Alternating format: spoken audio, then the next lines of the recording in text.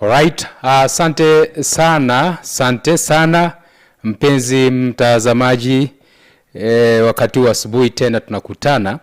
Asante sana mpenzi mtazamaji ambaye unafuatilia matangazo haya na pia kufuatilia picha hizi kwa mtandao wetu wa YouTube Kisii FM Digital, na pia kupitia mtandao wangu wa Facebook Jacob Ongeri.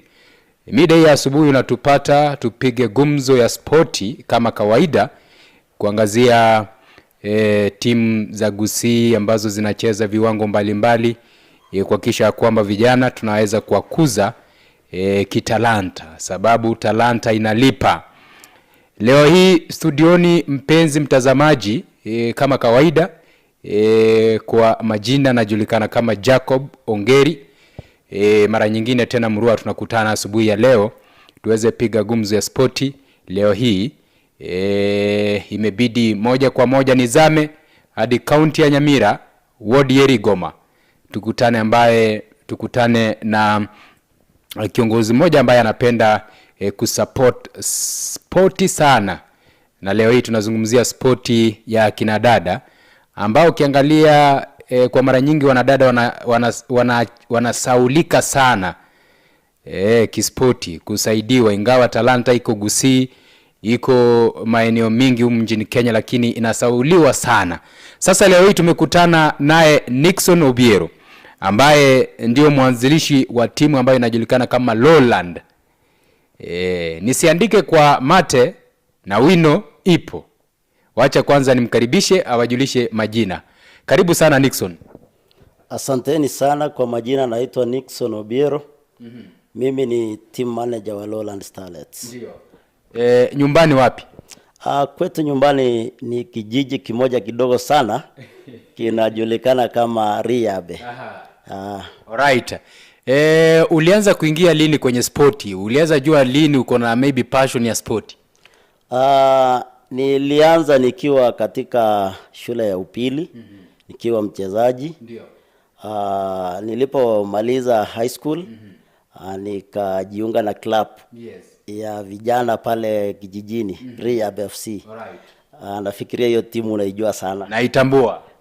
Kwa hivyo nilipojiunga na hiyo timu ilikuwa ni 2012. Yes. Mpaka sasa hivi bado mimi ni mmoja huko wa viongozi. Ndio.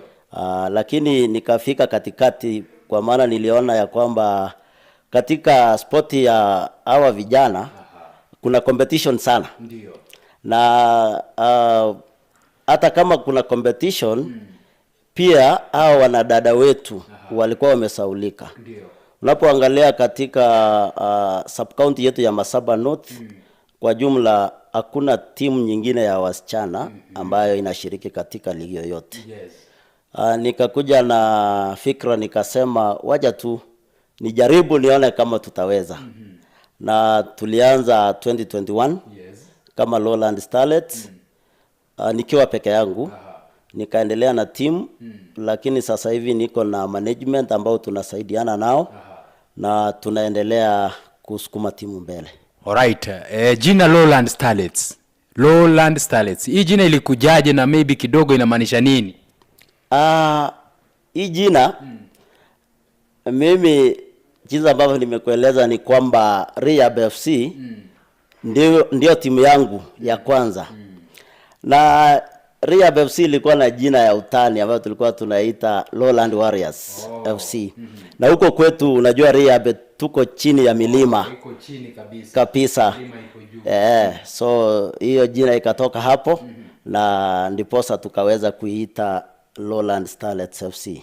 Alright. Asante sana mpenzi mtazamaji, nilivyokueleza ni team manager na pia mwanzilishi wa timu ya Lowland Starlets, timu ya wanadada, timu ambayo inafanya vizuri na timu ambayo nafikiria ni kati ya timu niseme timu ya kipekee ambayo inacheza katika kaunti ya Nyamira, ambayo inacheza taya ya juu, yani ligi ya juu humu nchini Kenya, ikilinganishwa kwamba mwaka uliopita walikuwa wanacheza division 1 kidogo tu, yani kidogo tu, walikuwa wanafanya kweli, kidogo tu walikuwa waingie Super League ya akina dada. Team manager Obiero, ningependa uniambie ilikuwaje ukaweza kukusanya wale wanadada ambao wako na talents mbalimbali ukawaleta pamoja, na ulipowaleta training imekuwaje? Yani utupe tu ile picha halisia jinsi ambavyo umejenga hii team kuanzia chini mpaka hivi sasa inaonekana ya kwamba ni team ambayo inaonekana kwamba itaenda mbali. Kwanza katika kukusanya wachezaji ni kazi ngumu. Ndio.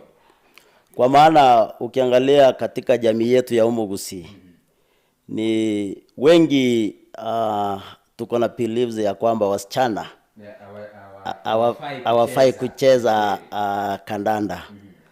Lakini nilipoketi chini, ichapokuwa ilikuwa kazi ngumu, niliweza kutembea katika shule mbalimbali.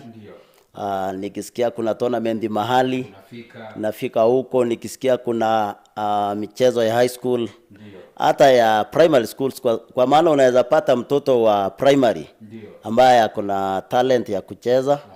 Kama sasa hivi niko na msichana mdogo sana, ako grade 7. Lakini ni midfielder hatari sana. Ni hatari. Anaitwa Aflina Anita. Moto wa kotea mbali. Moto sana.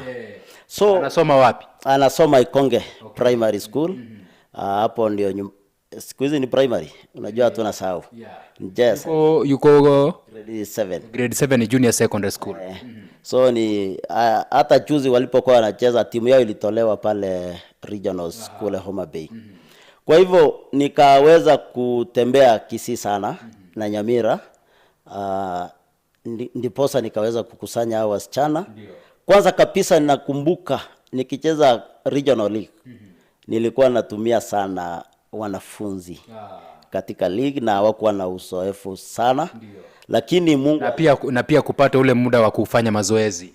Kwa maana hawawezi kuhudhuria training sessions kwa sababu ya ile limited time, kwa sababu ya masomo. So hiyo regional tukacheza nao. Pia tulipoingia division 1, wakati tulikuwa promoted, pia niliwatumia first leg. Ndiposa ukiangalia matokeo yetu ya division 1, first leg yalikuwa chini. Ndio. Nakumbuka mara moja mkicheza na timu ya Kisii Queens pale maeneo ya Bubaracho. Walikuwa wasichana ambao kidogo hawakuwa na uzoefu vizuri, ndio nikaona mkafungwa mabao mengi. Lakini naona second leg ikiingia, maybe kuna kitu uliangalia ukazama hapa na pale, timu nikaona nimeanza kufanya vema. Ulifanya nini kwani?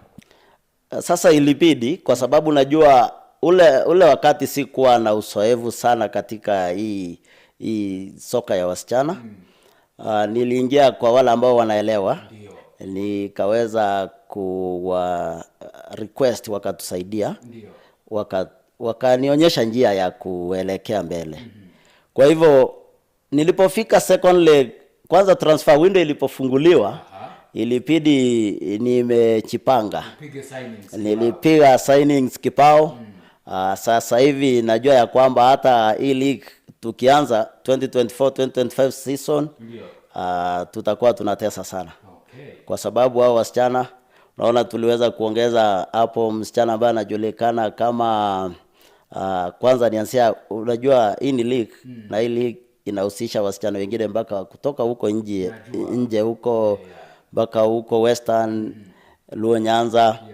Lakini wacha nitache baadhi ya wale wachache. Tuliweza kumleta msichana ambaye anajulikana kama Helen Aguvaya. Anatoka pale Javakali. Anatoka Javakali Western, na kuna uzoefu sana wa defense. Anacheza hapo katikati. Tukamleta msichana ambaye anajulikana kama Beryl Nyang'eya.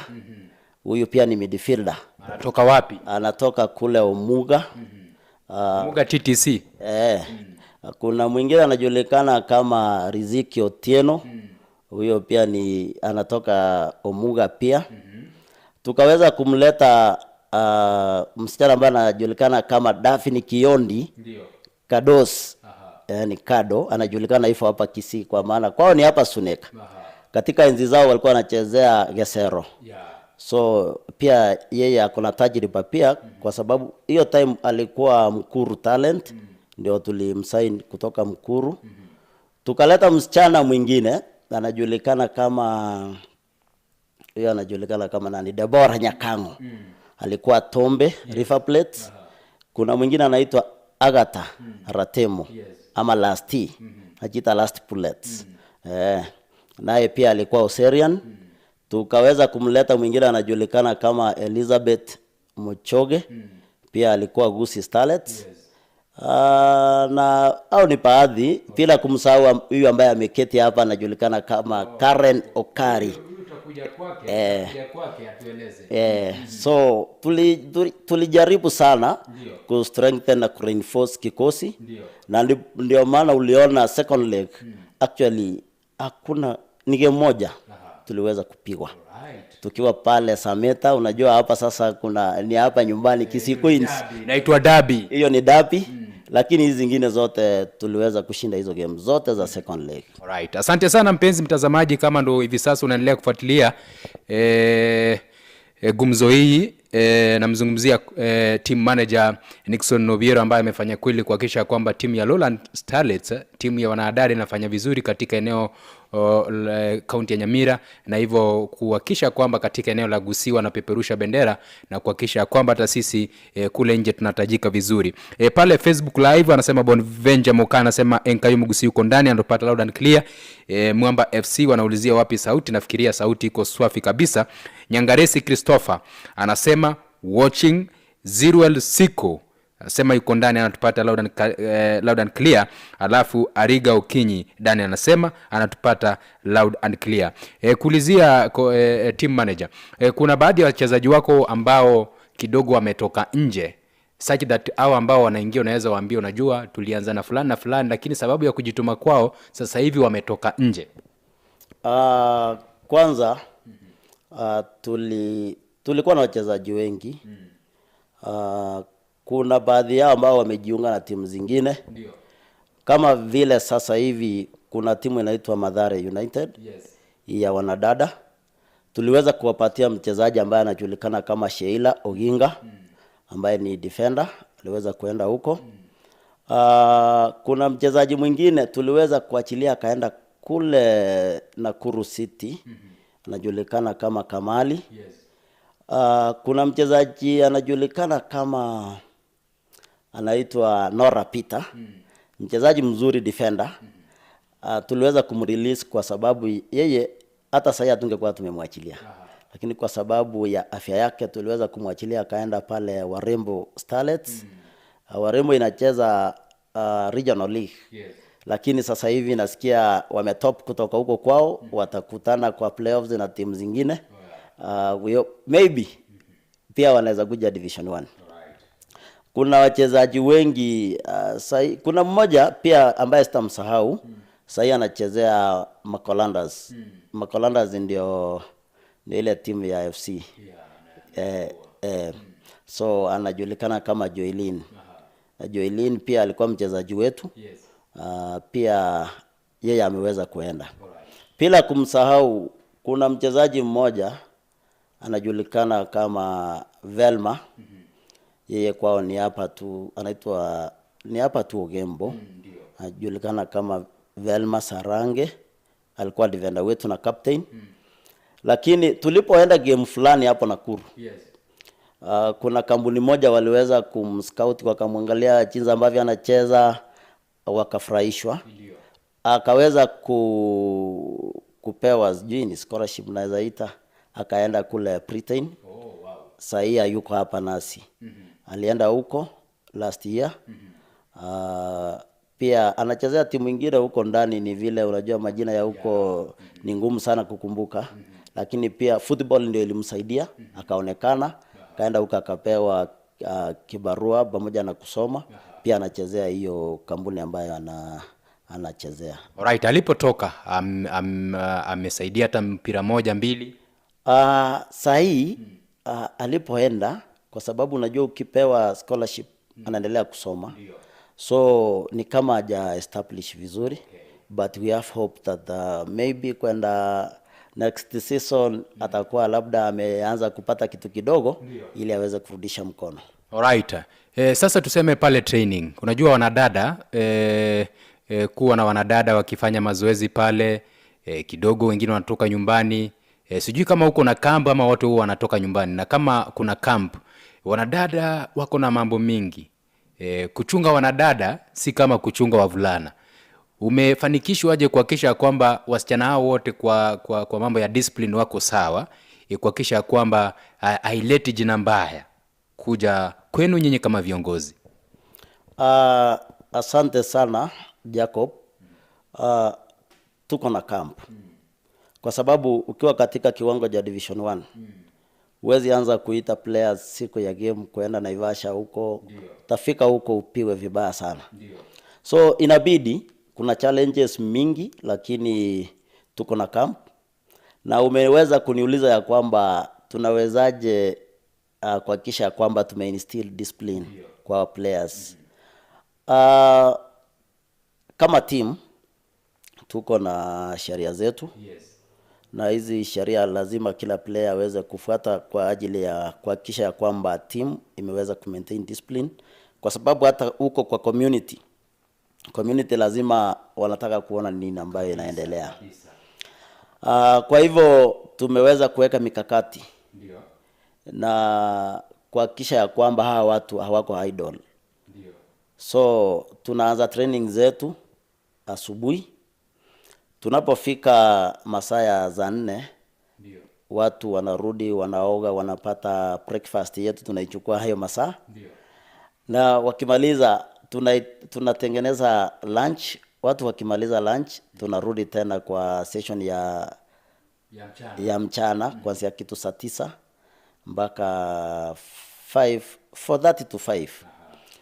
Tukimaliza sasa, unajua huyu mtu akitoka hapo atakuwa amechoka. Actually hata kama ni yule mwenye ambaye alikuwa na fikra labda ya kusema waje nifike mahali fulani, haisi toka hapo kwa sababu already amechoka. Na ya pili, tumeweka masaa ya kureport camp. Unajua hawa wengi si wanafunzi. Time kama hii, sasa watu tuko nao huko ni wale ambao wanasoma college.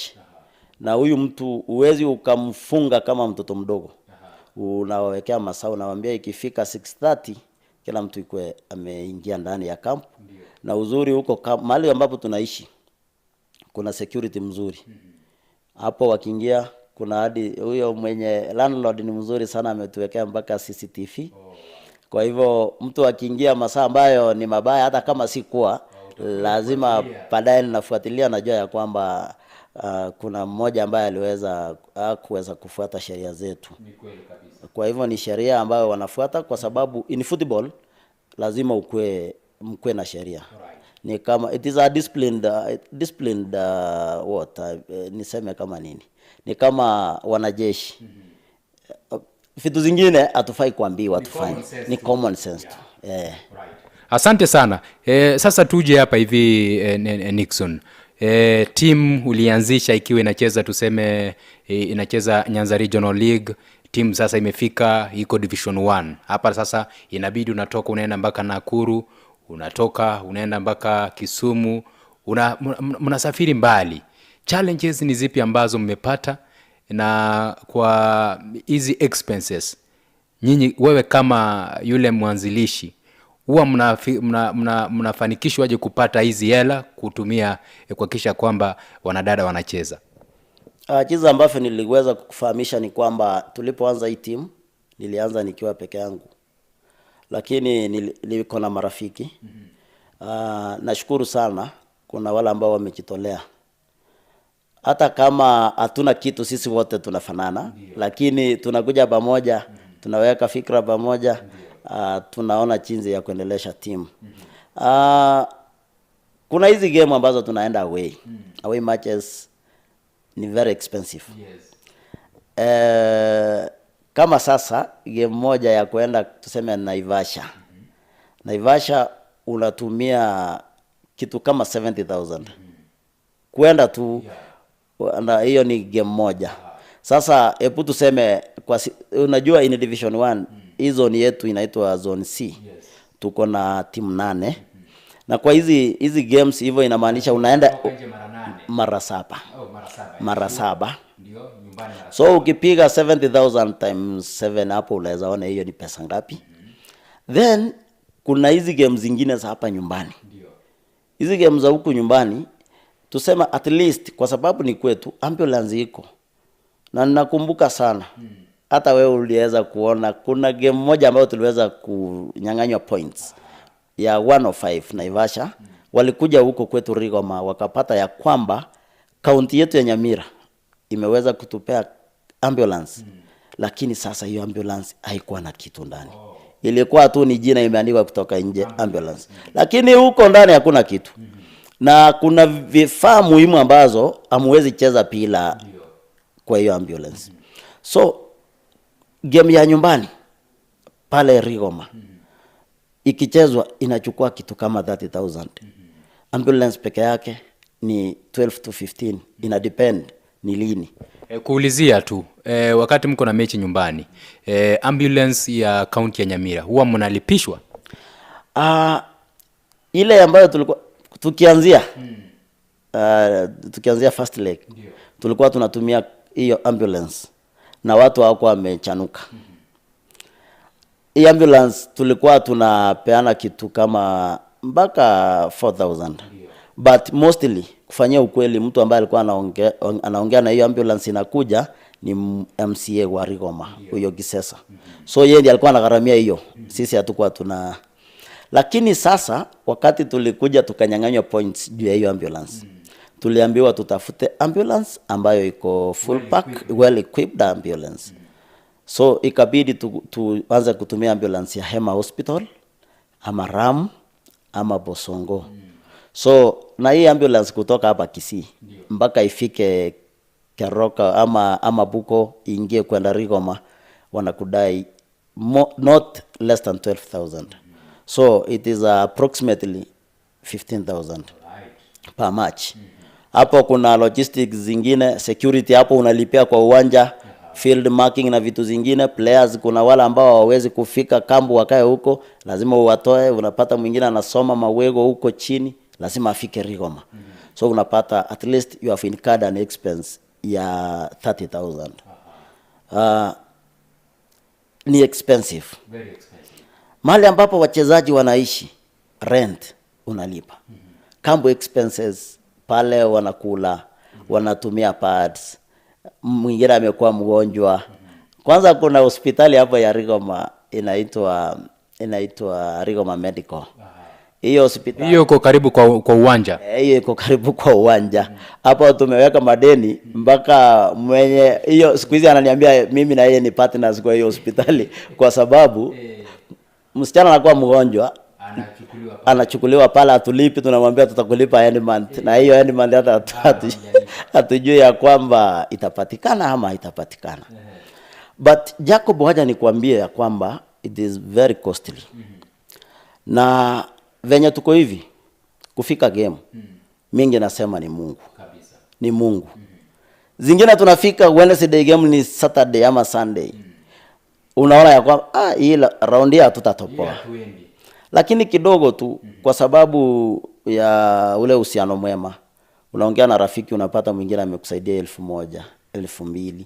Ni michango tu ya WhatsApp. Hata wewe nafikiria nimewahi kuadd kwa group nyingine hapo. So ni community kwa jumla inachangia. Nikitoa 2,000 yangu, mwingine atoa yake, unapata tumeweza kufika game. Na kuna jamaa mmoja siwezi sahau kumtaja. Huyu anawania kiti ya MCA Rigoma ward pia. Kwa sababu nilikwambia MCA wa Rigoma alikuwa anatusaidia ambulance ile first leg. Pia kuna mwingine alikuja akaingilia kati anaitwa Okibo Motari. Okibo pia alikuja hapo akaanza kuchip in. Na yeye tukiwa tuko na safari ya kwenda away ama tuko na game ya home, pia yeye anawekelea mkono wake. Kwa hivyo tumeshirikiana na yeye pamoja na wale team management committee ya team. Akiwemo unajua nisipowataja wataenda kuni. Wataje? Kuna mmoja anaitwa Duke Obegi, ambaye ni welfare. Yeye ndiye anasimamia welfare yote ya players. Pia anatupea mchango wake.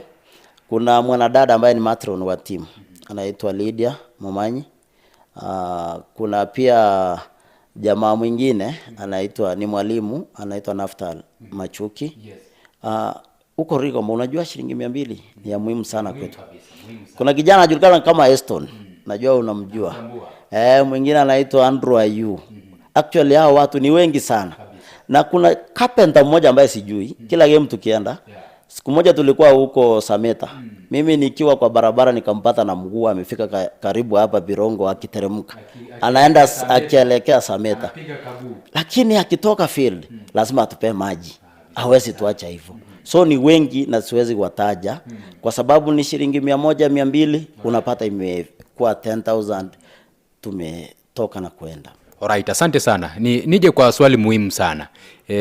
Tunajua kwamba timu nyingi sana zikipata sponsor mambo inakuwa sawa, angalau wasichana huwa wateseki sana. Wewe kama team manager na wasimamizi wenzako, viongozi wenzako, mmejaribu kutafuta sponsors, mmeingia pale mjini Keroka, mkaingia zile supermarket ziko pale Keroka, mmeingia zile bank ziko pale Keroka, zile petrol station ziko pale Keroka, duka mbalimbali, mahoteli mbalimbali, sababu katika sheria kuna ile sheria inasema katika zile corporates ama wale wafanyabiashara ambazo zimeinuka kuna ile sehemu inaitwa giving back to the community. Umeandika proposals 1 2 3 kuhakikisha kwamba timu inasaidika na response imekuaje? Actually kwanza before nifike hapo ningependa kusema ya kwamba tumewahi approach watu wengi sana. Akiwemo MP wetu Mheshimiwa Cliff Gisairo. Tumeweza ku approach Solicitor General Moses Shadrack, tumeapproach women rep, tumeapproach mheshimiwa ambaye anajulikana kama Arama na wengi akina Ugora, wengi sana wa Nyamira County. Lakini ujue ya kwamba wanasiasa wanafanya mambo kulingana na mvuto. Wakiona ya kwamba leo ni shughuli ilikuwa pale Rigoma ambayo timu ilikuwa ama watu ni wengi, hapa watawekelea mkono sana. Lakini ukiwa approach kwa ofisi yake akiwa peke yake, mambo yanaenda mrama. Kwa hivyo tuliweza ku approach mheshimiwa wetu, nianzia hapo. Na ujue ya kwamba hawa wajumbe kitu ya kwanza atakwambia mimi sports ilikuwa devolved Bilianda County. Lakini wacha nimshukuru Cliff Gisairo. Kuna tournament aliweka iliweza kutusukuma sana kwa sababu sisi ndio tulikuwa champions. Pia kwa sababu sisi ndio wasichana peke yake, timu yetu ndio ya wasichana peke yake Nyamira ambayo inashiriki katika ligi ya juu. Aliweza kuhakikisha kwamba ametupatia uniforms pea 4 ambazo zimetusaidia sana. Tukitoka hapa tukienda Naivasha, tukienda Siaya, tukienda wapi, tunauza Engoko kila mahali. Kwa hivyo nitamshukuru kwa hilo. Lakini kwa financial support hapo sasa ndio kuna shida. Wengi wawa viongozi wetu. Sijui nikisikia timu ya vijana kuna zingine zinaenda. Unasikia imepewa sijui nini, imepewa nini na support kidogo. Lakini timu ya wanadada kuna kuwa na shida sana. Hadi women rep mwenyewe. Unajua kama mambo ya parties ambayo nilikwambia. Najua kuna ile inaitwa affirmative action. Juu hawa ni wasichana na wako katika kaunti yake ya Nyamira. Mimi sitaki kumkashifu hapa ama niseme acha haitusaidia. Sema tu ukweli. Women rep nimewahi kumapproach mara mingi sana. Women rep wako anaitwa nani? Mheshimiwa Jerusha Momanyi. Na nikijaribu sana nikimfikia ananiambia ambia PA. Pia anaitwa Karen. Nikiongea na Karen ananiambia ambia chief ambaye anaitwa Fred. Fred ananiambia enda uongee na kiongozi ambaye anaitwa Phyllis. Yule ambaye sana toka karibu na sisi huko Rigoma. Na mwisho unapata unazunguka haufike mahali mpaka unakufa moyo. So hawa viongozi wetu wengi hawako tayari kusaidia timu za wanadada.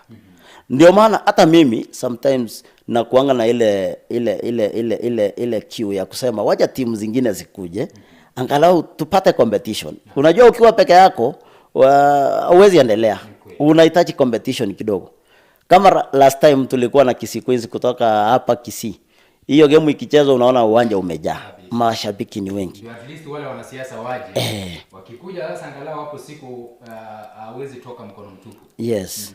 So mimi nilikuwa na sijui sasa venye tutasaidika kupitia kwa hao. Pia uliniuliza kama tumewahi approach maybe supermarkets, private institutions. Yeah. Unajua kwanza kuna ile kufa moyo.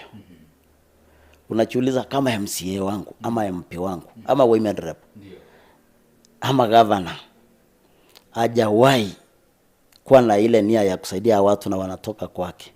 Nikienda kwa Olia ambaye ametoka North Eastern atanichukulia namna gani? Lakini hiyo si kusema ya kwamba hatujawahi approach watu. Tumewahi andika proposals kama last time. Nikisaidiwa na chama ambaye alikuwa chairman wa FKF Nyamira aliyekuwa Ruthas Mukua.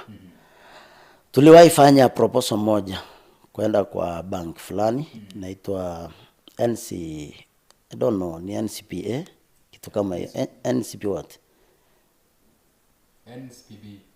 Ni kitu kama hiyo lakini nitakumbuka, niangalie nitakumbuka tu. Alafu tukafanya hiyo proposal, wakatuambia watatupatia majibu. Ilikuwa last year, bado hawajatujibu. Pia kupitia kwa uongozi wake pia kwa sababu actually amekuwa karibu na sisi sana. Tuliwahi fanya proposal nyingine kuelekea kwa kampuni ya Always. Always tulifikiria ya kwamba kwa sababu ni wasichana wanaweza tusaidia hata na pads kwa sababu expenses. Unajua kuna hii inaitwa soft care pad moja inauzwa 90 bob. So assume kuna 30 players na wasichana wakisikia kuna game, kuna ile tension inaingia kidogo. Unapata kila mtu anakuambia mambo si mazuri, nahitaji hizo vifaa nitumie. So wewe ukiona msichana unaanza kutetemeka tu, akija unajua kwamba huyu ni 90 times 30 hapo, unaona hiyo imeenda pesa. So tumeweza kufanya proposals kwa sofani kwa hizo nini mbili. So tunangoja sana. Na actually kuna hiyo inaitwaje? Kuna hiyo Aqua Clara International ya maji. Pia tuliweza kuwaongelesha, tukakaa pamoja nao, wakatuomba budget. But walituambia watatujibu. Kwa sababu wanakuwa huko Rigoma, hivyo inamaanisha labda siku moja. Unajua hata kusaidia kitu kidogo itakuwa tu sawa. So the main challenge ambayo tuko nayo si hata players. Wachezaji unaweza enda popote utafute mchezaji. Shida ni pesa. Ni pesa. Asante sana. Ile tu ningekushauri tu, najua ni ngumu sana, utaenda mahali moja mbili uchoke, lakini usichoke ama usife moyo. Jaribu kuingia pale mjini Keroka, angalia zile supermarkets ambazo ziko maeneo ya Nyamira, wazungumzie moja kwa moja tu, hata wakisaidia maji, wengine wasaidie hizo vifaa vya wanadada ambavyo vinawasaidia kwa njia moja au nyingine, watakuwa wanasaidia. Hata wengine wakipeana hata match day fee ya referee watakuwa wamesaidia kwa njia moja au nyingine tu. Yaani uwe mpate zile kidogo kidogo. Swali lingine, umesema kuna wakati mlicheza Ngoko tournament mkasaidika. Zile pesa mlipata, mliweka project ama zilitumika zote zikaisha? Sababu ingewezekana mkaweka project mahali, timu ingekuwa inapata kitu, hata ingalawa ni kadogo lakini ingekuwa inapata kitu. Asante. Swali nzuri. Unajua tuliweza kushinda 1150. Hiyo time tulikuwa na wachezaji kama 35. Unajua kuna wale ambao tulikuwa tunawatumia kwa tournament. Na sasa kuna wenye timu uwezi waacha. Na ilikuwa December ukumbuke. Kwanza ilikuwa tumefuka mwaka, ilikuwa date first. So kila mchezaji, kuna wale wamekuja wanakuambia kidogo nataka kasabuni kidogo, transport nini, so 50 ikaisha. Then hiyo time pia unajua ukiwa una struggle na bado ligi inaendelea, akili yako inasema wow, Mungu wangu, hii wiki sasa, wiki mbili, game mbili, sasa hii itafanya nini, itanisaidia. Na pale camp mahali ambapo tulikuwa tunaishi, actually wengine walikuwa wanalala kwa mat. Ukianza camp life ni ngumu, so ikabidi tumeenda tumeequip hiyo kambi yetu, tumenunua zile ambazo zilikuwa zinahitajika kununuliwa, na zingine tukatumia kwa hizi away matches ambazo tulikuwa nazo hiyo season. Kwa hivyo hakuna yenye iliweza kubaki. Na tulipomaliza game mbili, bado tulirudi kwa wale ambao walikuwa wanatusaidia kama director Mbagi na wengine, tukawaambia tafadhali ile 1000 yako ianguke hapa ili tuweze kuendelea na game zetu. Asante sana mpenzi mtazamaji, ni team manager wa Lowland Starlets, timu ya wanadada. Nilivyokuarifu, inatoka kaunti ya Nyamira, ward ya Rigoma. Jaribu kufanya kweli, nacheza ligi ya wanadada ya Division 1 humu nchini Kenya. Wamejaribu kweli kuhakikisha kwamba hata ingawa hawana njia maalum ya kupata pesa, wamejaribu kwamba wale wachache wanafika pamoja na wahisani kuhakikisha kwamba timu inacheza na kuhakikisha kwamba talanta za wanadada zinakuzwa. Team manager, ni kuulize maybe swali la mwisho, ili nimeona umekuja na mchezaji mmoja hapa naye atueleze yake mawili matatu. Ningependa kukuuliza, ukapata pesa, ni project gani ambayo ungeweka ili iweze kusustain team, hata kama italeta 100%, itakuwa inaleta kipato fulani ambacho kitakuwa kinahakikisha kwamba timu inafanya vizuri, ili tuache kutegemea wanasiasa ambao wanataka tu wengi wao wanataka tu wakutumie ili wapate kitu fulani. Yani hawezi toa kama hawatapata, wakijua kwamba maslahi yao ni wamechaguliwa wasaidie. Mkapata pesa fulani, ni project gani ambazo inaweza weka ili kuhakikisha kwamba timu ya Lowland Starlets itakuwa inapata kipata uchumi? Sisi kama team kupitia kwa ile management ya team, tulikuwa na nia tungepata hata kitu kidogo. Jua kupitia kwa watu wengi sana hapa Kenya ambao wameendelea, tuliweza kuona ya kwamba ufugaji wa kuku ni muhimu sana. Kwanza kabisa, unajua ukiangalia pale kwetu nyumbani hapo karibu na Rigoma, kuna one hen hapo karibu. Mjumbe wetu ni kielelezo kwa ufugaji wa kuku. Kwa hivyo pia sisi kama team actually tulikuwa tumefikia hapo, tungepata kitu kidogo, tungeanza tu, hata sisi tungeanza kidogo kidogo, so that at least ile time hawa wachezaji wako free, tunawaambia project ni yenu, hatuwalipi, hebu fanya hii kidogo, so that at the end of the day, you know, like now it is very painful ya kwamba mchezaji anatoka kwao, anakuja anakaa camp season mzima, apate hata allowance. Kitu tunampatia ni transport ya kurudi nyumbani. Kama hakuwa na nguo, anarudi hivyo venye alikuja. Kwanza zile ambazo alikuwa nazo zinazeeka. So mzazi hata akimuona anafikiria, kwani mtoto wangu alienda wapi? So kama team tulikuwa tunataka kupata kitu ya kugenerate income, so that wanafanya wakiwa players, tuseme ya kwamba part time huwa wanashughulikia hii project, so that at least at the end of the week ama month mtu anapata allowance kidogo. Yes, kama team hivyo ndio tulikuwa tumefika. Alright, asante sana. Ligi inaanza lini? Hii ligi inaanza mwezi wa 9. I think ni kuelekea huko mwisho, kwa sababu Premier League ya women inaanza 14th. Hivyo wiki 2-3 hivi pia sisi tutakuwa tumerudi. Ligi ikianza, I promise ile wakati mtakuwa na home match, mimi nitaleta kuku 5.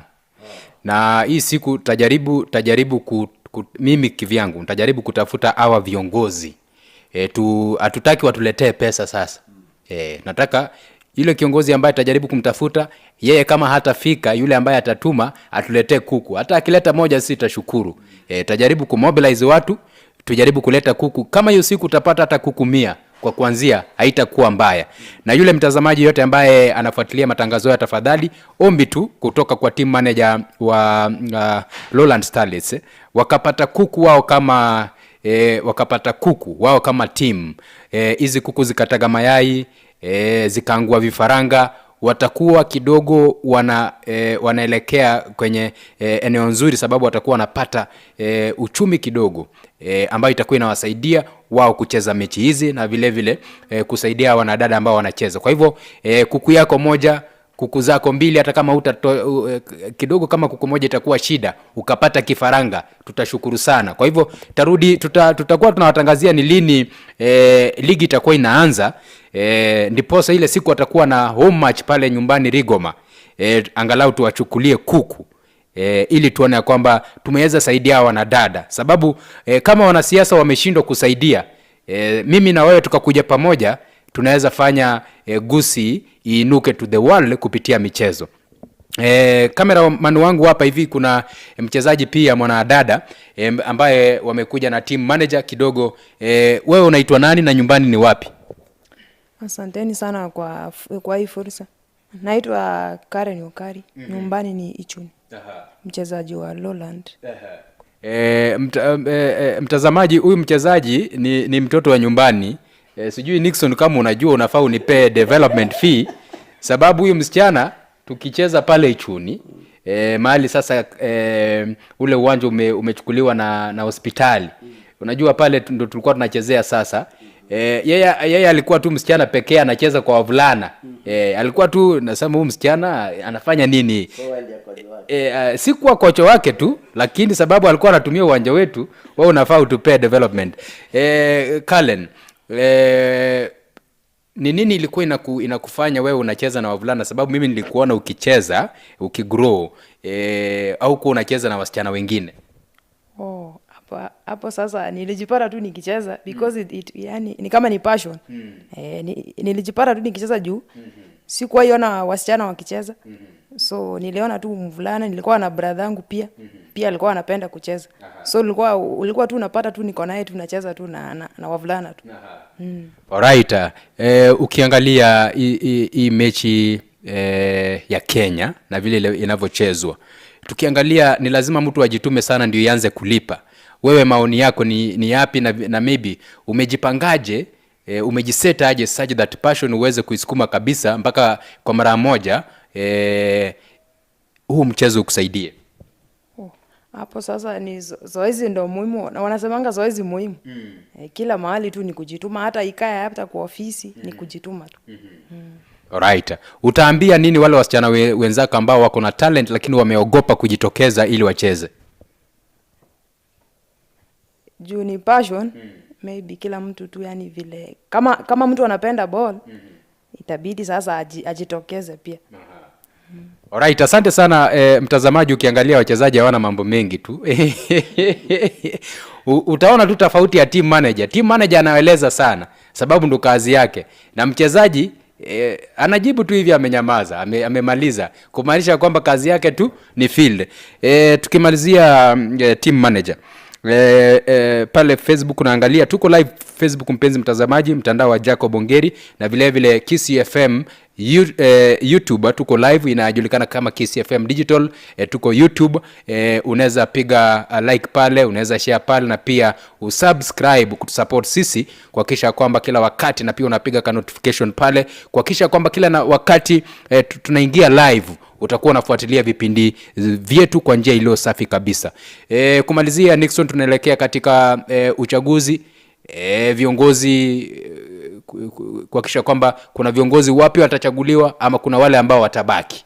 Wewe katika kaunti ya Nyamira, ombi lako ni lipi wakati tunaelekea nyakati za uchaguzi?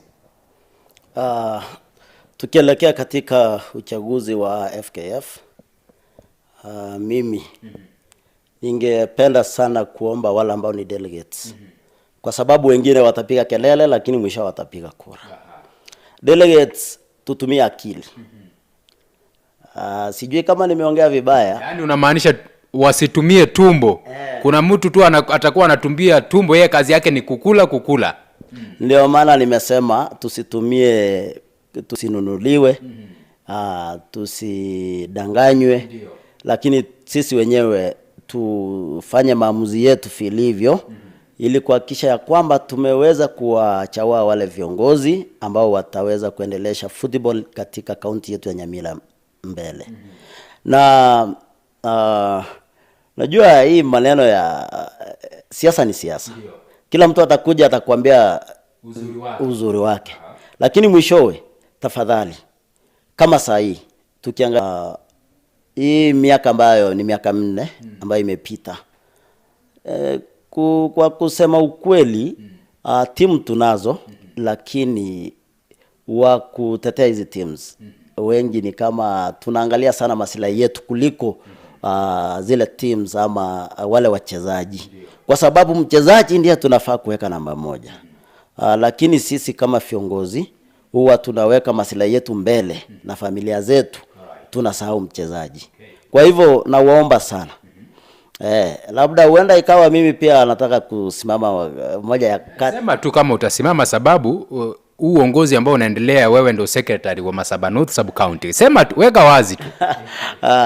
So mimi kufikia hivi, kwa sababu nimeweza kufanya kama secretary wa Masaba North, na mimi nimefanya kwa uaminifu, hata kama tulikuwa tunasukumwa sana. Unajua ukiwa wewe ni mdogo pale chini, labda ile ofisi ya juu nataka ufanye jinsi ambavyo wanataka.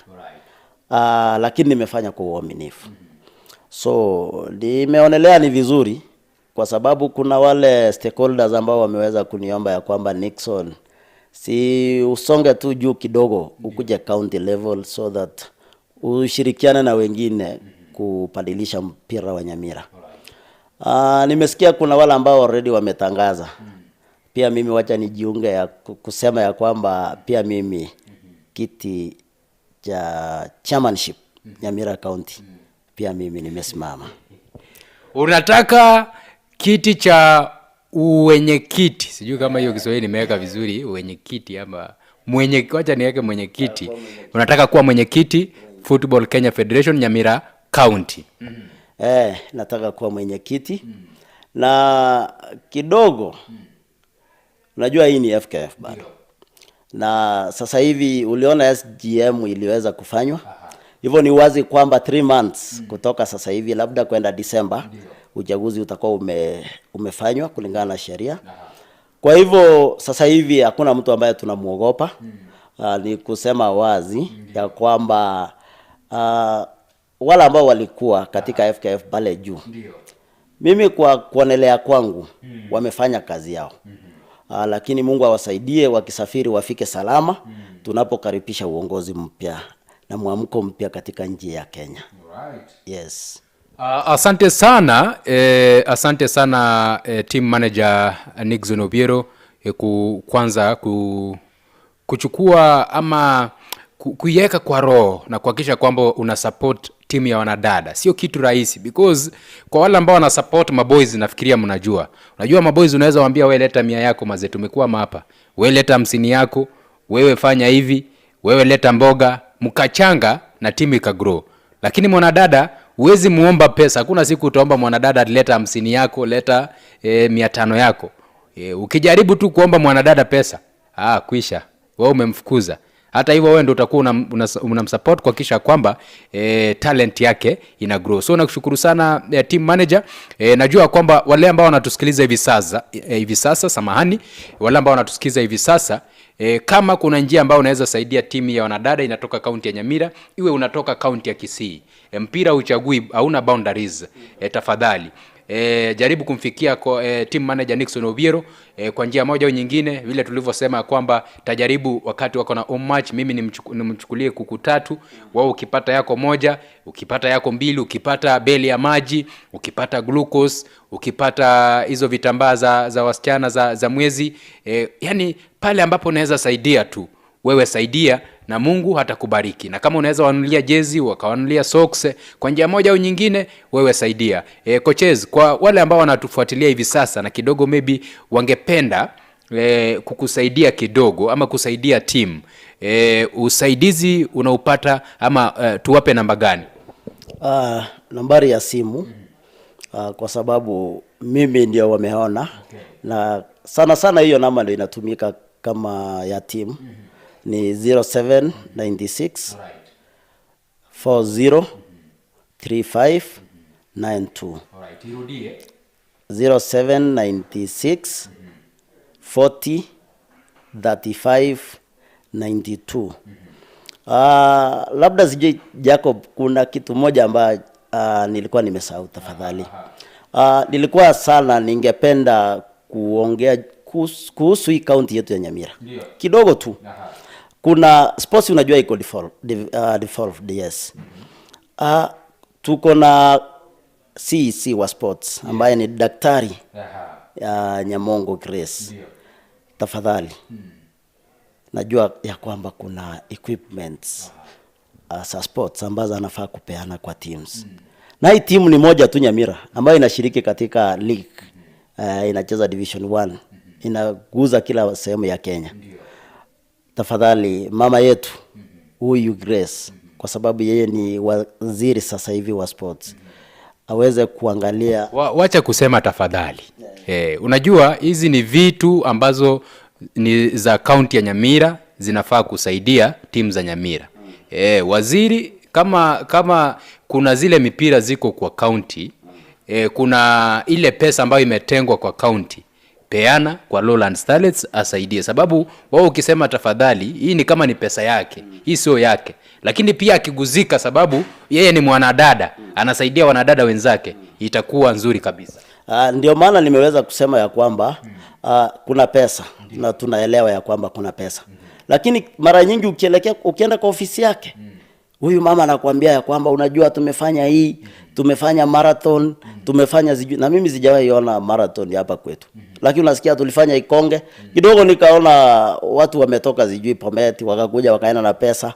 Lakini ukweli hii pesa ya Nyamira county ya sports haijawahi saidia mwanaspoti wa Nyamira. Kwa hivyo mimi ningependa kusema ya kwamba kwa sababu mimi pia ni kiongozi katika football ya Nyamira, huyu mama pamoja na Nyamira county akiwemo governor wetu Amos Nyaribo waweze kuangalia masilahi ya wanaspoti katika county yetu ya Nyamira. Ya mwisho, kuna ule uwanja wa Manga Stadium. Na huo uwanja unajua sasa hivi venye hapa Gusii Stadium ulikuwa umefungwa last season. Ule uwanja ungesaidia sana. Sana. Lakini ukiangalia imeenda sijui miaka ngapi. Unasikia mamilioni ya pesa imetumika, lakini ukienda huko hakuna progress. So sasa hivi mipira yetu mingi, game zetu za nyumbani ingekuwa, kwa sababu sisi ndio tunacheza haya taya kama Lowland Starlets, tungekuwa tukichezea stadium. At least fans wakiingia huko unakusanya hata 10 bob, inasaidia hata maji ya wasichana. Kwa hivyo tumetoa ilani kama wana sport. Hiyo stadium iweze kuangaliwa, iishe. Kuna zile viwanja ambavyo zinatumika katika Nyamira County, ikiwemo Rigoma Market. Na tunaita Green Stadium. Lakini ukiangalia hapo hiyo uwanja tafadhali ni mbaya. Ni mbaya sana, hata wewe Jacob unajua.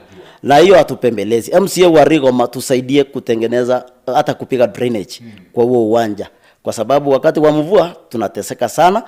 Nikikumbuka game ya Kimathi Lionesses na Lowland hapo Rigoma, kulikuwa na maji, ilibidi tucheze kwa sababu ilikuwa game ya mwisho ya ligi. Kwa hivyo si tafadhali venye jinsi ambavyo umenikumbusha, ni rasilimali zetu. Kwa hivyo viongozi, tafadhali fanyieni wananchi kazi. Tufanyie kazi ambayo mliweza kama waziri hajachaguliwa na sisi, lakini amewekwa afanye kazi, afanyie watu wa Nyamira kazi. Na hiyo ofisi kama itakuwa ni ngumu, na ukiangalia sana huyo mama amekuwa mzee, tafadhali mimi ningependa kumuuliza governor wetu aone kijana, at least labda ni mwanadada ama kijana wa kiume, amweke kwa hiyo ofisi kulingana na maoni yangu. Kwa sababu ni kama labda unajua mama, labda nyanya, labda kuna wajukuu mahali wanamhitaji, shughuli zinakuwa mingi, labda daktari Grace Nyamongo kazi imemkalia ngumu. Kabla haijamkalia ngumu, sijaona kama imemkalia ngumu, sababu mimi nitamtafuta ni muinvite hiyo siku, mko na mechi nyumbani, nitamtafuta ni muinvite alete kuku zake 10, mimi zangu 3 zipo, nitamtafuta. Nitajaribu tafuta viongozi wa kaunti ya Nyamira, hata wa Kisii, tuje tujaribu kuona vile tunasaidia hawa na dada. Kale najua mahali umetoka, kuna wenzako walikuwa wanakufuatilia kidogo, ningekupa chini ya dakika moja angalau wasalimie.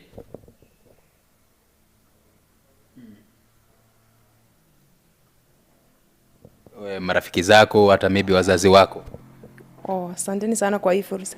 Nashukuru kwa wenye mmekuwa mkinifuatilia. Tutashirikiana tu. Haya, vile nilivyosema hana maneno mengi. Pale Facebook Ariga Ukinyi Daniel anasema yuko ndani. Songa nipite, mtu anajiita hivyo. Abraham asema I salute you, anakusalute. Ngare France anasema watching live. Rayo D, huyu ni coaches, anasema watching. Rayo D, tafuta, sitaki wewe nipige wewe sana. Wewe tafuta kuku moja tu na kifaranga moja. Kuku moja na kifaranga moja. Wewe sipigi wewe sana. Embrace Yubra anasema watching live.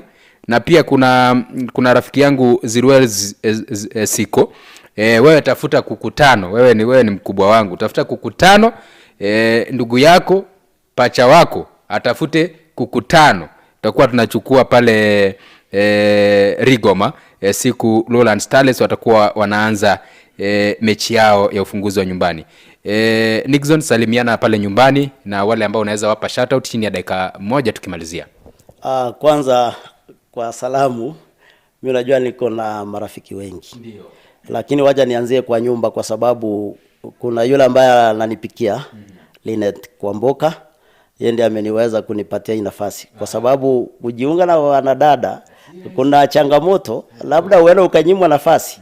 So ni msalute, nisema asante sana. Kuna mama yangu Cecilia Mora, kuna wale ambao wanatusaidia fans wetu wote. Kuna Okibo Motari, na wengine wengi. Sitaki kutaja watu wengi kwa sababu nikisahau mmoja huenda ikawa shida. Kwa hivyo fans wetu wa Lowland niweze kuwauliza ya kwamba season tunarudi, tutazidi kuwafurahisha hapo Rigoma Market. Na kuna wale wengine ambao wanatufuata, akina Freddy team manager wa Glopo. Freddy, kuja na kuku wewe utakuwekea ngapi? Kuja na kuku 2 Freddy. Kuna coach ambaye anajulikana kama Peter wa Glopo pia. Peter, kuja na kuku 1. Kuna coaches mwingine anajulikana kama Duke Mageto. Duke, kuja na kuku 2. Na wengine wengi. Congratulations Global pia walipanda. One of the fine days, nitawatafuta. Na pia Mosora walipanda kwa Division 2. Ni furaha sana timu zetu zikifanya vema. Pia nikuje kwa kwa our sister teams. Gusii Starlets. Coach Oyori amekuwa akitusaidia kimawazo. Kuna wale wa Kisii Queens. Pia tuna congratulate kwa sababu waliweza kupanda kwenda NSL. Kwa hivyo ule Wazama ulikuwa hapa katikati, ni kama sasa haitakuwa moto sana. So akina Hamsley na wa Kojes na wengine tunasema shukrani kwa sababu hata kama ni maazimu wetu tulikuwa tunashirikiana, tunasaidiana. Asanteni sana nyinyi wote, tunawapenda sana kama Lowland Starlets na Mungu awabariki. Asante sana mpenzi mtazamaji. Amekuwa team manager na mwanzilishi wa klabu ya Lowland Starlets, timu ya wanadada ambayo iko maeneo yale ya Nyamira, lakini haichagui, haibagui mipaka. Wakati kama uko na talent, kama wewe ni mwanadada uko pale nyumbani, unajiamini, unaweza shirikiana na hii team kuhakikisha kwamba talent yako ina grow. Empress Yubra anasema Karen, jamani unatuangusha bwana, ongea. Riziki George anasema Karen bonga bwana. Kingsley the Jose anasema tunakusikiza bro tukiwa hapa kazi Itibo.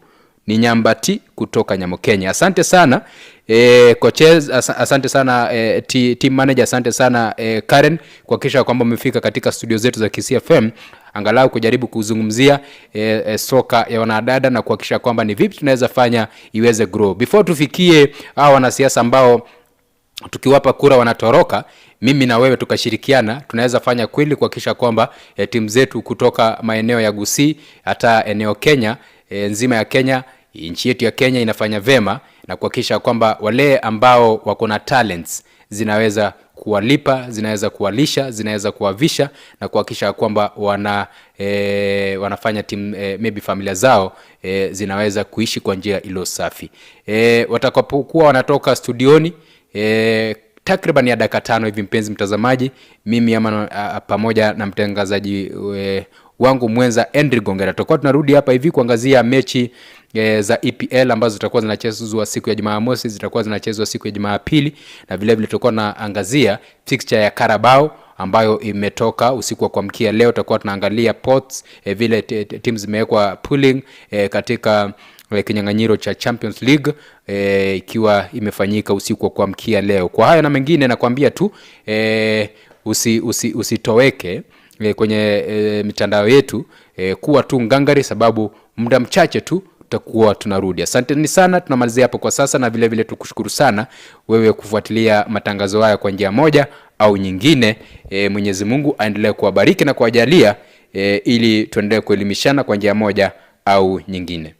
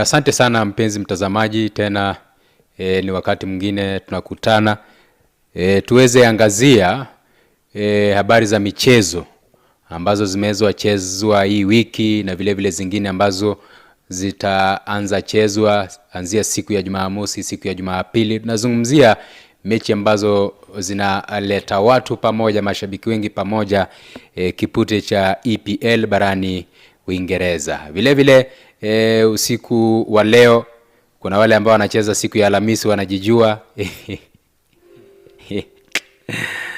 Hata jezi wamevaa mapema kuhakikisha kwamba wamejipanga.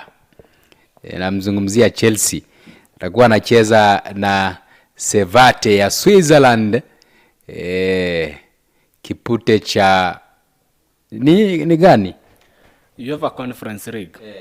Hiyo ndio ligi yenu. Yaani ilikushinda tu kuongea, lazima ungenipea kipa sasa. Unajua ligi yako wewe unaitambua vizuri.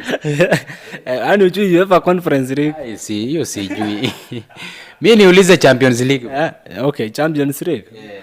Tutaangalia ile poti mmeweka na kina nani. Sijui ni heri ucheze mahali tu na sana kuliko tu ngangane na mahali ujiweki, labda uwezani. Unaona? Huko UEFA Conference League hali ikoje? Hewa ikoje pale conference? Huko ni kupitia timu, hakuna kitu huko, ni kurambaramba tu. Ile ni kuokota, kikombe ni yetu mapema. Sababu umewekwa na watu rika yako. Usiokote. Hadi tumechukuliwa huko kimakusudi kuwafunza jinsi ambavyo mpira na sakata. Uliona Jumapili venye tulifunza Wolverhampton. Sasa tunataka tuwafunze tu mpira. Na nyinyi kuna wale ambao wanawafunza. Si unawajua kama Man City? Man City kidogo tu kwa tumejipanga. Lakini sasa tumejipanga. Uliona kijana Joao Felix amefika. Sasa ni kumtafuta Victor Osimhen. Yule tukimpata, sidhani kama kuna timu itasimamisha Chelsea kuchukua vikombe 3 msimu huu. Haya, asante sana mpenzi mtazamaji. Ndio hali halisia tunaanza. Ni ile tu kukuomba kwa moyo mkunjufu, kama unafuatilia matangazo haya tunakuomba kwamba unaweza tufuatilia pale Kisii FM digital upande wa YouTube. Unaweza piga like, unaweza share na vile ukapiga subscription na vile vile ka notification such that wakati wote tunatangaza ama tuko live unaweza fuatilia matangazo haya kwa njia moja au nyingine kwa njia iliyo swafi kabisa. Na vile vile kwenye page yangu ya mtandao Jacob Ongeri unaweza fuatilia pale, unapiga ka like na vile vile unaweza tufollow kwa njia iliyo safi kabisa ili tunaelezana vizuri kwa njia iliyo safi kabisa. Naona fix ya Carabao imetoka.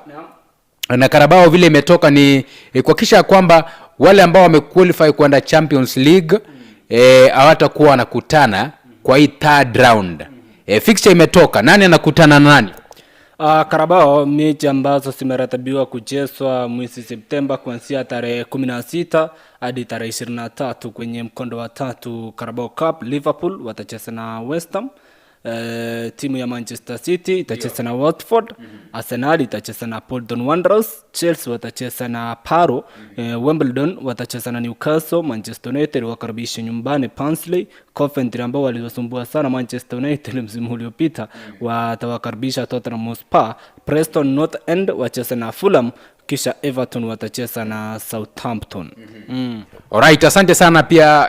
Nikiangalia Carabao naona timu ya Liverpool, Man City, Arsenal, mteremko tu. Chelsea yako na nani? Kuna Paro. Baro. Hapo hakuna kitu hapo. Hiyo ni mteremko tu. Naona hizi timu kubwa zote zikishinda. Manchester United yako na nani? Kuna Barnsley, Manchester City anacheza na Watford. United wanacheza na Barnsley. Timu iko na kibarua kigumu kidogo ni Liverpool. Wako na West Ham United. West Ham wanacheza ligi kuu Premier na Liverpool wanacheza ligi kuu Premier. Maybe ni game ambayo itakuwa ni ngumu kiasi kwa Liverpool. Tukiangazia tu kama mkufunzi Ancelotti ataamua kuchezesha wale watoto, maybe huenda wakapata tabu sana. Alright, hiyo tunatoka tu sababu naona kwamba ni mwanzo tu wa Carabao. Itafika mahali tutakuwa tunaangazia kwa sana. Vile vile kuna ile Champions League ambayo imetoka. Tutaweza sema kumjuza mtazamaji zile posts vile zimetoka.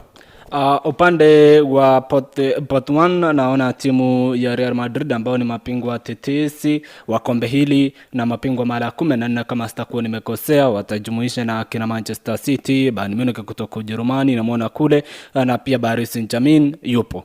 Upande wa pot ya pili naona ni Bayer Leverkusen kutoka Ujerumani, Atletico Madrid kutoka Hispania, timu ni Arsenal pia na Juventus kutoka Italia. Pot ya tatu itajumuisha timu ya Sporting Lisbon, PSV Eindhoven na timu ya RB Salzburg ambao pia walikuwa wanacheza zile playoffs na wakaweza kutinga kwenye hatua hiyo na kujinyakulia tiketi ya kucheza kwenye mashindano ya klabu bingwa bara Ulaya msimu huu. Upande mwingine naona poti ya tatu ama poti ya 4 ni timu ya AC Monaco. Kuna Monaco, kuna Bratislava, kuna ile Sparta Praha, kuna Aston Villa, kuna Bologna, Girona, Stuttgart, Sturm Graz na vile vile timu ya Betis zitakuwa zimewekwa katika hiyo pot. So kupitia hizi pots, pot 1, pot 2, pot 3 na pot 4 ndizo zitakuwa zinahakikisha kwamba zitakuwa zina generate ile fixture ambayo itakuwa kipute cha Champions League. Kwa hivyo mpenzi mtazamaji, ni ukweli ya kwamba wenzetu Manchester United hawayuko. Nilisikia vibaya sana wakati nilikuwa naangalia hapa, naona Manchester hayuko. Unajua furaha ya Arsenal ni kucheza na Manchester, kucheza na Chelsea. Nimeona hawayuko, itabidi tu tumevumilia. Manchester City yupo. Manchester City yupo. Mimi nikicheza na Chelsea, nikicheza na Manchester United, na hisi vizuri. Hatuna haraka. Tunangojea Club World Cup 2025 tunacheza. Nyi Chelsea ni Champions League. Yetu ipo tu. Tutacheza conference tukatai. United wapo Europa. Sasa ni mashindano tu. Hatuwezi ingia wote huko. Lazima tujaribu kuwawanyika. Mwingine acheze Carabao, mwingine acheze conference, mwingine acheze Champions League. Kila timu iwakilishe timu ama taifa la Uingereza vizuri na wangangane tuone kama nani mwisho wa siku atapepa kombe. Haya, kuna EPL weekend Jumamosi na vile vile Jumapili. Ile ambayo najua siku ya Jumapili mechi babu kubwa, nazungumzia timu ya Manchester United watakuwa wanacheza na timu ya Liverpool. Lakini kabla tujafikia hapo, maybe fixture ya EPL weekend hii vipi?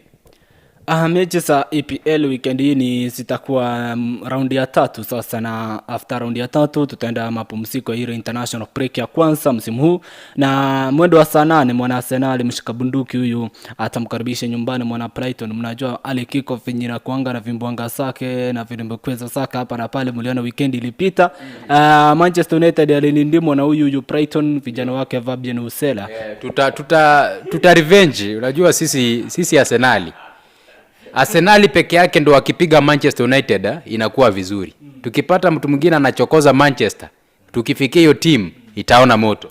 Ni ali kick off Arsenal Brighton sasa hivi watasafiri kuelekea uwanja wa Fry Emirates huko kucheza na Arsenal mwendo wa saa 8:30. Kisha saa 11 Brentford au ni Tebis watacheza na Southampton. Everton itawakaribisha nyumbani Bournemouth. Ipswich watacheza na Fulham. Leicester City watacheza na vijana wake Unai Emery na zungumzia Aston Villa. Nottingham Forest watacheza na Wolverhampton Wanderers. Kisha mwendo wa saa 1:30 siku ya Jumamosi West Ham United Hammers ndani uwanja wa London watawakaribisha nyumbani Manchester City. Siku ya Jumapili mwendo wa saa 9:30 Chelsea watacheza na Crystal Palace ndani uwanja wa Stamford Bridge. Kisha saa 9:30 hiyo tu Newcastle wacheze na Tottenham Hotspur, alafu saa 12 kamili mwana Manchester United kikosi chake Erik ten Hag watacheza na mwana Liverpool kikosi chake Arne Slot. Mechi kubwa. Alright, asante sana. Nikizungumzia mechi ya kwanza itakuwa inaanza mida ya saa 8:30. Vile vile ilivyoanza weekend iliyopita Manchester na Brighton, sasa hivi ni Arsenal na Brighton. Mechi huu unaitazama vipi?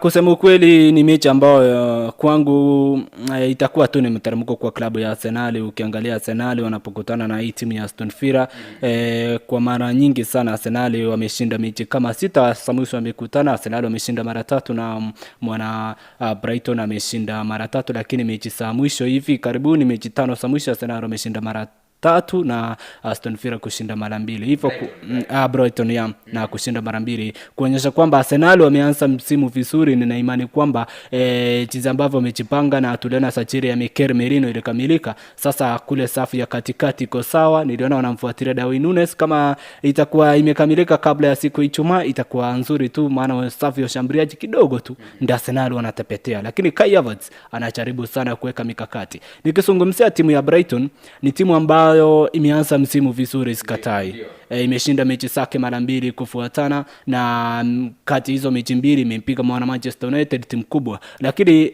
Brighton inapocheza na timu ya Arsenal, sione kama kwamba inamsidia nguvu mwana Arsenal. Hata mechi za mwisho ambazo zimepita, huwa timu hii ya Arsenal inamsidia sana mwana Brighton. Hivyo kwangu moja kwa moja nitampa mwana Arsenal ushindi wa mabao 3 bila jawabu. Maana safu ya ulinzi Arsenal nikizungumzia 3 mtungi, kusema ukweli Arsenal wapo sawa. Ndio wanajaribu sana wa Brighton akina Kora Mitoma, lakini ile safu ya ulinzi Arsenal iko tisti kweli. Alright, tuzungumzie Brentford atakuwa anacheza na Southampton.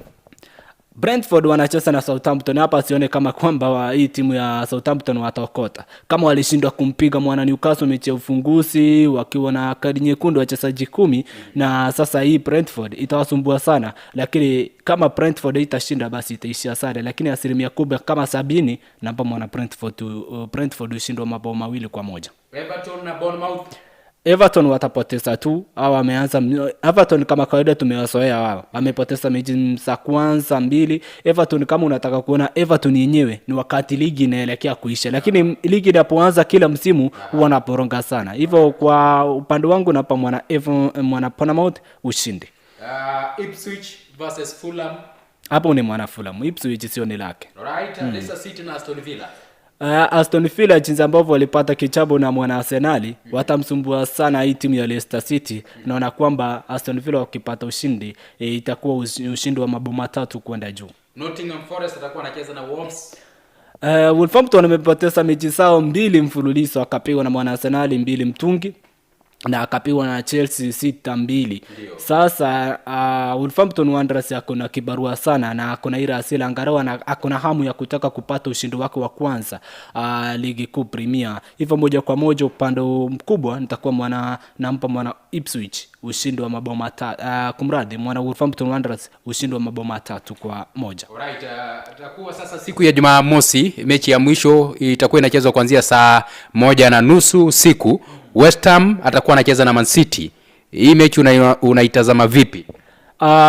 Hamna kibarua kwa Manchester City. Kwa nini niseme hivyo? Manchester City mechi 17 wamekutana na mwana West Ham. Imekuwa ni mteremko sana. Achapoteza, amepiga tu sare mara 3 na 14 ameshinda. Sasa hapa namuona akina Erling Haaland wale na Manchester City, Pep Guardiola baada anataka kunyakua taji la EPL, na anajua timu kama hizi ndogo ndogo unaokota tu alama. Hivyo sasa ni ushindi wa Man City. Kama sitafika 4 ni 3. Haya, hizo mpenzi mtazamaji ni predictions za Henry Gongera. Zangu itabidi nimezitoa siku nyingine, tusikuchanganye. Zangu nitazileta hata siku ya kesho. Lakini haya, wacha tu ninyamaze. Chelsea atakuwa anacheza na Crystal Palace siku ya Jumapili. Ukiangalia ni London Derby, lakini sasa ile London Derby ina usito sana, kwa maana Chelsea amemsidia sana mwana Crystal Palace. Takwimu zinaonyesha kwamba mwana Chelsea mechi 13 za mwisho naye ataipoteza akicheza na mwana Crystal Palace. Inakuonyesha kwamba Chelsea amemsidia nguvu sana Crystal Palace. So inamaanisha kwamba hata mechi ya mwisho walipocheza Chelsea walitoka nyuma na kumpika mwana Crystal Palace 3-1. Nina imani kwamba ni mechi ambayo itakuwa ni nzito, ndio sikatai. Mwana Crystal Palace atakuwa ngangana hapa na pale na kupata ushindi wake wa kwanza ligi kuu Premier, maana achapata kufikia sasa. Kweli itakuwa ni mechi nzito, lakini kikosi chake Muitariano Enzo Maresca naye anajaribu kutafuta ushindi wake wa pili, na hata Chelsea watatafuta ile rekodi kuendelea kuipanua sana, kumpiga mwana Crystal Palace. Hivyo naona kwa upande wangu Chelsea atapata ushindi wa mabao 3 kama si kwa 1, maana Chelsea wanafungika wao. Chelsea wao wanafungika sana, na hata wanaweza fungwa 2, lakini karamu ya mabao itakuwa hapo, mabao yatakuwa mengi zaidi ya mabao 4, lakini upande wa Chelsea watashinda. Alright, asante sana mpenzi mtazamaji, kama unaendelea kufuatilia matangazo haya, kwenye mitandao yetu ya kijamii pale YouTube utatupata kupitia KCFM Digital YouTube, na vile vile hapa Facebook utatupata fan page, utatupata kupitia fan page yetu ya Jacob Ongeri. Jose Mokaya anasema well done brother, anatufuatilia. Kevin Akama Oricha anasema following from Bomet University. Riziki George anasema congratulations to Lowlands, tuko mbele pamoja. Alikuwa anaizungumzia mazungumzo yetu na timu ya Lowland hapo mwanzo. Vile vile Awilo Wilfred Maruri anasema indeed football stakeholders don't value women football, new regime will bring sponsors on board. Pia senior Awilo Wilfred Maruri anazungumzia mazungumzo yale ya awali ambapo tulikuwa na jaribu kuongea na wale team ya Lowland. Zungumzie mechi ya Newcastle, atakuwa anacheza na Tottenham Hotspur. Ni mechi kubwa sana, na ni mechi ambayo hata msimu jana tuliona kwamba Tottenham Hotspur wanapocheza na Newcastle kuna ule utepetefu huo na wengia sana, maana vijana wake Head Ho wamewasoea sana mwana Tottenham Hotspur. Lakini ni mechi ambao kwa mbali sana kuna kufungana. Kama wewe ni mwekezaji unatafuta hera, basi kuna kufungana. Hata kipindi cha kwanza mimi naiona kujiji kumbali sana, lakini ni mechi ambao kama haitaishia sare ya kufungana magoli wili hivi, basi nampa mwana Newcastle ushindi wa mabao 3-2. Alright, asante sana. Sasa kuna hii mechi babu kubwa siku ya Jumapili. Timu ya Manchester United watakuwa wanacheza na timu ya Liverpool. Manchester United ameshinda zake 2. Amepigwa moja, ameshinda yake moja. Liverpool ameshinda mechi zake 2. Kocha bado ni mpya Arne Slot. Sijui hapa kutaendaje.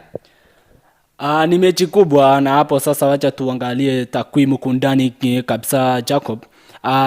Manchester United tangu waanze kupatana na timu ya Liverpool, Manchester United wameshinda mara 91, mwana Liverpool wameshinda mara 81, na naso draw imeishia 70. Na mechi hii itakuwa ni mechi kubwa sana, maana Arne Slot alikuwa kule alikuwa timu ya Esedar kama kutoka kule Uholanzi, na vile vile aliwahi kuwa mkufunzi wa timu ya Feyenoord kule Uholanzi, na mkufunzi wa klabu ya Manchester United na mzungumzia Erik ten Hag, na wakati mmoja alikuwa klabu ya Ajax Amsterdam kutoka kule Uholanzi, kumaanisha kwamba ile ligi ya Netherlands au wawili walikutana mara 4 msimu wa 2019 hadi 2020 walikutana. Ajax, Erik ten Hag akiwa Ajax, na mkufunzi wa timu ya Liverpool sasa hivi Arne Slot akiwa Esedar kama. Na msimu huo Erik ten Hag alipoteza mechi 2 kwenye ligi hiyo. Alipokutana na Esedar kama, mechi ya kwanza alipoteza 1 mtungi, na mechi ya pili Ajax wakapoteza 2 mtungi.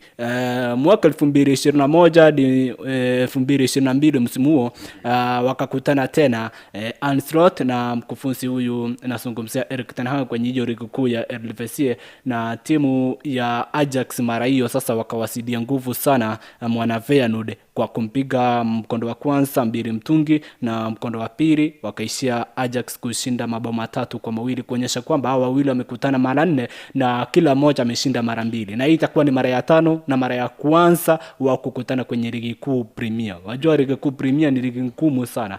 Kufikia sasa hivi Manchester United wameongeza sasa nguvu mpya kiungo wakati katikati kule mwa kiwanja, na mzungumzia Manuel Ugarte.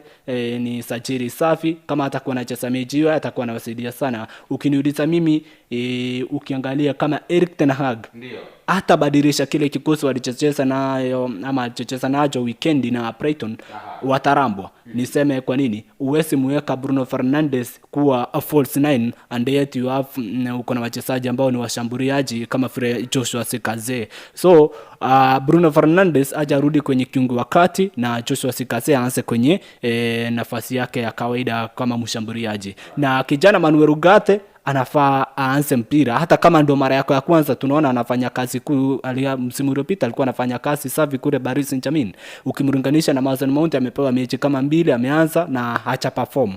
Hivyo ningependelea sana ile midfield ya Manchester United iwe Manuel Ugarte, kijana Bruno Fernandes na Kobbie Mainoo. Itakuwa inasumbua sana Liverpool. Upande wa Liverpool ni timu ambayo imejipanga kufikia sasa hivi. Tumemwona Mohamed Salah na amewasoea sana Manchester United. Hilo nalo Manchester United mjue kwamba Mohamed Salah amewasoea na asilimia kubwa huenda akawafunga. So itakuwa ni mechi kubwa na itakuwa inapendeza sana, lakini kwa upande wangu itadepend na kikosi ambacho huyu mkufunzi wa Manchester United Erik ten Hag ataanza nacho. Kama ataanza na kile cha weekendi, asilimia 90 mimi nampa mwana Liverpool kushinda, lakini kama atafanya mabadiliko atacharibu sana kudhibiti timu ya Liverpool na angalau atapata draw, lakini itadepend na kikosi. Asante sana mpenzi mtazamaji, hizo ni predictions za Henry Gongera akiangazia ligi kuu barani ama ligi kuu nchini Uingereza. Kumalizia naona hapa hivi Brighton wamepiga signings, wamemleta mchezaji Kadioglu kutoka klabu ya Fenerbahce kwa pauni milioni 25. Joe Cancelo vile vile ametoka Man City, ameelekea klabu ya Saudia kwa klabu ya Al Hilal, na vile vile Manchester United hivi sasa wanamtaka mchezaji wa Chelsea Sterling Raheem, wakati kocha Enzo Maresca amesema hamuhitaji kabisa Raheem Sterling. Na kuna nduru zinasema kwamba mchezaji Jadon Sancho anaweza toka Manchester United akaingia Stamford Bridge ili wapige swapping. Raheem aelekee Old Trafford, Jadon Sancho aelekee Stamford Bridge, wakati vile vile klabu ya Juventus inamtaka sana kwa njia ya mkopo mchezaji huyu Jadon Sancho. Liverpool walikwisha mpata mchezaji Federico Chiesa kutoka klabu ya Juventus, na hivi sasa mchezaji wa timu ya Arsenal aliyekuwa mchezaji ama aliyekuwa goalkeeper wa timu ya Arsenal, namzungumzia Aaron Ramsdale, raia wa Uingereza, ameweza jiandikisha kandarasi mpya na klabu ya Southampton kwa pauni milioni pauni ama pauni milioni 24, na kuna zile add-ons ambazo zitafanya zimefika 25 million pounds. Sasa klabu ya Arsenal inataka goalkeeper raia wa Uhispania Joan Garcia ambaye ako na miaka 24, anachezea klabu ya Espanyol, kwenda kuchukua ama kujaza pengo lile la goalkeeper Aaron Ramsdale. Mchezaji raia wa Nigeria Victor Osimhen ni mchezaji ambaye hivi sasa anaendelea kung'ang'aniwa na klabu ya Chelsea na klabu ya Al Hilal ile ya Saudi Arabia, ikilinganishwa kwamba Saudi Arabia wamemwaga pesa si pesa. Mnasemanga nyinyi ndio mko na pesa, wale wako na pesa, wamemwaga pesa si pesa. Na sijui kama Osimhen atafuata pesa ama atafuata ligi ambayo iko na uzito wake pale nchini Uingereza. Eddie Nketiah vile vile alitoka Arsenal, sasa hivi ni mchezaji wa Crystal Palace na ni kati ya wachezaji ambao naona watakuja sumbua Arsenal sana. Na vile vile Michael Merino alitoka klabu ya Real Sociedad nchini Hispania, hivi sasa yuko ndani. Klabu ya Manchester United ulivyosema wamepata sahihi ya mchezaji Manuel Ugarte kutoka klabu ya Paris Saint-Germain. Hizo ni zile signings 1 2 3 ambazo klabu zimepiga. Vile vile mchezaji Scott McTominay ametoka klabu ya Manchester United, ameelekea pale Napoli. Sijui kama kuna transfers rumors zingine ambazo kidogo nimeachilia nchi unaweza ongezea. Amna, umezungumza sote ambazo zimefanyika wiki hii, na rasmi transfer itafungwa siku ya Ijumaa. Nina imani kwamba usiku wa hiyo siku ya Ijumaa ndo tetesi ama wachezaji wengi watakuwa na gura vilabu mbalimbali na kujiunga na vilabu mpya, lakini kufikia sasa hii wiki umezungumzia sajili sote za timu ya Manchester United, umezungumzia umempata kijana Manuel Ugarte. Ningependa sana kumzungumzia Federico Chiesa akijiunga na klabu ya Liverpool kwa euro milioni 13 peke yake. Liverpool wamenifurahisha sana na hiyo sajili, maana wameendea kijana ambaye ni mzoefu na mchezaji ambaye atawasaidia sana. Mchezaji ambaye kusema kweli huyu Federico Chiesa anachituma sana, na asuki angalia mchezaji ambaye ametoka klabu ya Fiorentina, maana alianzia kule akajiunga na Juventus na ameingia Liverpool. Hata Mohamed Salah alikuwa Fiorentina, sitaki kumringanisha na Mohamed Salah ndio, lakini ni mchezaji ambaye ataleta usito wina yake kwenye ile klabu ya Liverpool msimu huu itapendeza sana. Alafu tuzungumzie Arsenal, niliona mna winda sana yule kijana wa Liverpool Darwin Núñez. Kuna tetezi zinasema kwamba Arsenal Mikel Arteta anafutiwa, lakini kufikia sasa Núñez yeye amesema kwamba amekubali, anataka kufanya kazi na mkufunzi Mikel Arteta. Sio kama hiyo sajili itawasaidia ama muende mwingine.